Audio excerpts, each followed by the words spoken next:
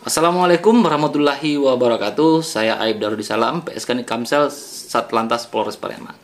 Menanggapi terkait banyaknya pertanyaan tentang apakah kendaraan kita mati 2 tahun langsung kendaraannya disita oleh polisi. Itu yang pertama, atau petugas ya.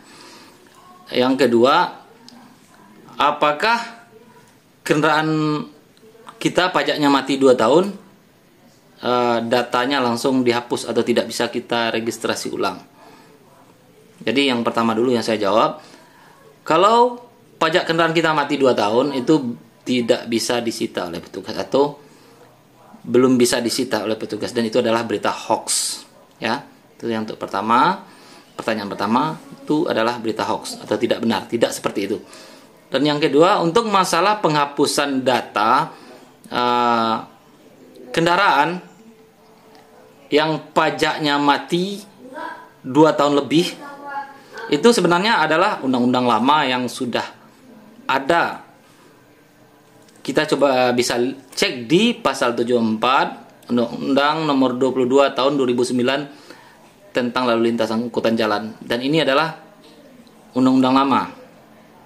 Cuman pelaksanaannya itu tergantung kebijakan di atas. Sampai saat sekarang belum ada perintah untuk pelaksanaan hal tersebut. Dan perlu saya jelaskan di sini, untuk pelaksanaannya bukan seperti itu, bukan seperti yang beredar. Jadi setiap tahun kita melaksanakan pembayaran pajak, dan sekali 5 tahun itu kita memperbarui STNK. Dan jika SNK kita atau pajak kita tuh sudah mati 5 tahun, maka masih dikasih tenggang waktu itu 2 tahun dari 5 tahun ini. Dan jika kita belum juga melaksanakan kewajiban kita untuk pembayaran pajak, maka akan diberikan surat peringatan dalam 6 bulan. Surat peringatan pertama itu 3 bulan pertama, dan selanjutnya 2 bulan berikutnya peringatan kedua, dan yang terakhir 1 bulan berikutnya adalah peringatan terakhir. Jadi kalau dikalkulasikan itu sekitar 7,5 tahun. Itu mungkin baru bisa dilaksanakan penghapusan data dari kendaraan kita tersebut. Dan apakah kendaraan kita langsung disita? Tidak seperti itu. Dan untuk pelaksanaannya itu belum ada, karena di daerah pun di sini belum ada perintah untuk pelaksanaan itu. Walaupun ini undang-undang lama, mungkin kita menunggu kebijakan dan pelaksanaan itu belum ada. Demikian, itu yang bisa saya jelaskan mengenai 2 hal ini. Terima kasih. Kalian gak akan percaya, Undang-Undang Perampasan Aset baru aja disahkan, tapi Undang-Undang Perampasan Aset Rakyat, bukan Undang-Undang Perampasan Aset Koruptor. Dengar-dengar undang-undang ini tuh ternyata bisa bikin kita semua terancam. Kendaraan kita yang pajaknya mati 2 tahun itu bakal disita oleh negara. Iya bener, disita oleh negara. Kalian gak salah dengar, disita, benar-benar disita. Gimana bisa begitu? Sementara itu kita semua di sini tuh tahu ada banyak koruptor yang jelas-jelas tuh bikin negara kita rugi. Kenapa undang-undang ini malah jadi perampasan aset untuk rakyat, bukan ditujukan untuk mereka koruptor gitu loh. Dan hebatnya lagi, bagi rakyat kita tuh sepertinya gercep banget kalau undang-undangnya bisa menyusahkan rakyat.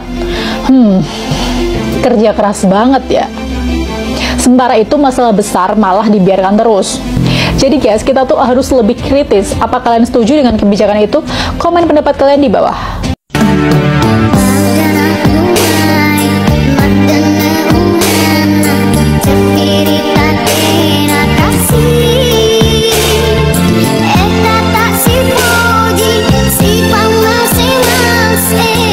Satu demi satu, kendaraan rakyat kecil dirampas. Bukan karena curian, bukan karena melanggar hukum berat, tapi hanya karena pajak mati 2 tahun.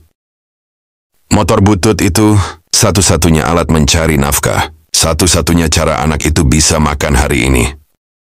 Tapi lihat, para koruptor mencuri uang rakyat miliaran, hidup mewah, tak satu pun aset milik mereka disentuh.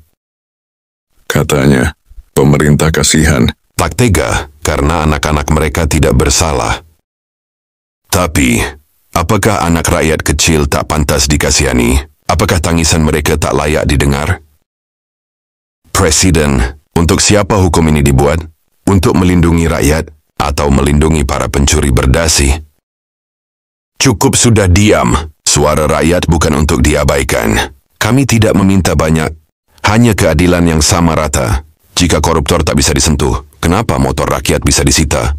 Sahkan RUU perampasan aset koruptor demi masa depan yang jujur dan adil. Anak koruptor dilindungi, anak rakyat dibiarkan menangis.